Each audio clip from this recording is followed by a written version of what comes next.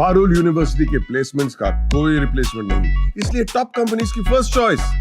आप तो समझ ही गए होंगे। Join Parul university, Vadodara, Gujarat. Hello and welcome to Jagran Josh. आज हम बात करने वाले हैं एक ऐसे आर्टिकल के जिसने सालों तक जम्मू एंड कश्मीर को बाकी भारत से अलग बनाए रखा, और वो है आर्टिकल 370। कभी सोचा है जम्मू एंड कश्मीर में अलग अलग रूल्स क्यों थे? अपनी फ्लैग, अपना कॉन्स्टिट्यूशन, ये सब पॉसिबल था सिर्फ एक स्पेशल प्रोविजन के वजह से। वो है article 370 of the Indian constitution.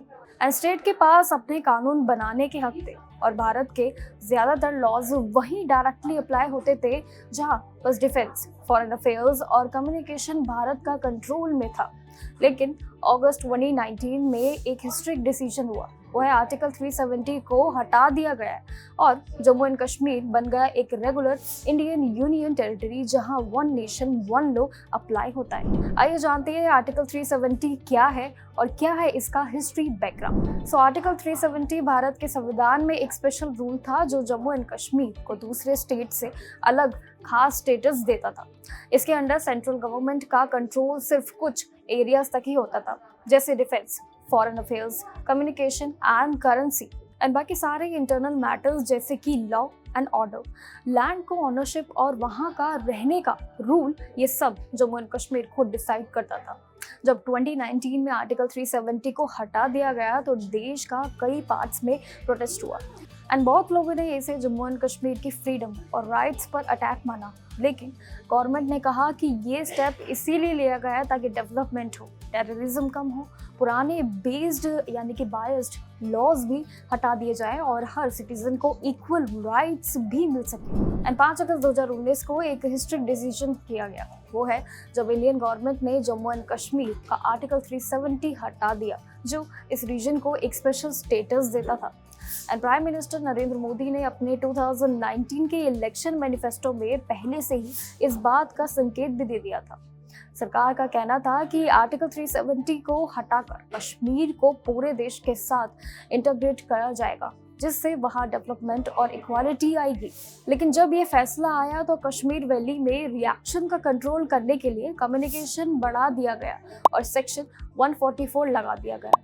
And कई लोगों ने इस स्टेप को सपोर्ट किया और इसके एक नए शांति और विकास का दौरा भी का। वही 11 दिसंबर 2023 को सुप्रीम कोर्ट ने डिसाइड किया कि प्रेसिडेंट का आर्टिकल 370 हटाने का डिसीजन बिल्कुल सही था। एंड अगस्त 2019 में ये आर्टिकल हटा दिया गया था, जिसके बाद Jammu and Kashmir 2 union territories में डिवाइड हो गया था। वो है Jammu and Kashmir and Leh. And article 370 एक टेम्पररी रूल था जो 1947 में जम्मू एंड कश्मीर के इंडियन से सेपरेशन के टाइम बनाया गया था।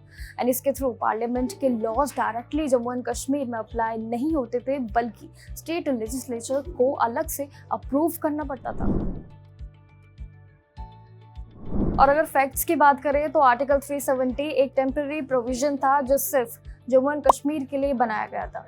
इसके अंडर भारत की पार्लियामेंट के लॉज जम्मू एंड कश्मीर पर तुरंत लागू नहीं होते थे, बल्कि सिर्फ वही लॉज लागू होते थे जो इंस्ट्रूमेंट ऑफ असेशन में लिखे गए हो या जिनको स्टेट गवर्नमेंट की परमिशन से प्रेसिडेंट अप्रूव करे। आर्टिकल 238 जम्मू कश्मीर पर अप्लाई नहीं होता था, लेकिन आर्टिकल 1 हमेशा लागू रहता था।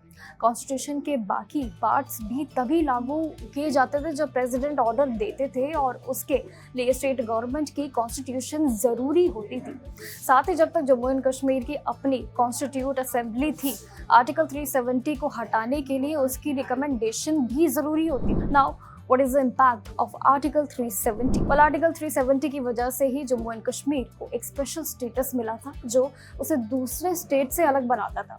एंड स्टेट का नाम, बाउंड्री या एरिया बिना स्टेट लेजिस्लेचर की परमिशन के चेंज नहीं हो सकता था। एंड सेंटर के लॉज डायरेक्टली वहाँ अप्लाई नहीं होते थे, सिर्फ defence, foreign affairs, communication and currency पर कंट्रोल किया जाता था। साथ ही जम्मू एंड कश्मीर लोगों को property rights, land purchase, jobs और स्कॉलरशिप में भी स्पेशल राइट्स मिले होते थे। एंड डायरेक्टिव प्रिंसिपल और फंडामेंटल ड्यूटीज अप्लाई नहीं होते थे। लेकिन नेशनल इमरजेंसी तभी लगती थी जब स्टेट माना जाए उसको। आर्टिकल 370 ने जम्मू एंड कश्मीर को एक स्पेशल पहचान दी थी। But for a developed India ये ज़रूरी है कि हम हर रीजन को साथ में लेकर चलें। नेशनल यूनिटी एंड सिक्योरिटी के साथ। टिल देन कीप वॉचिंग जागरण जोश for more updates of this story.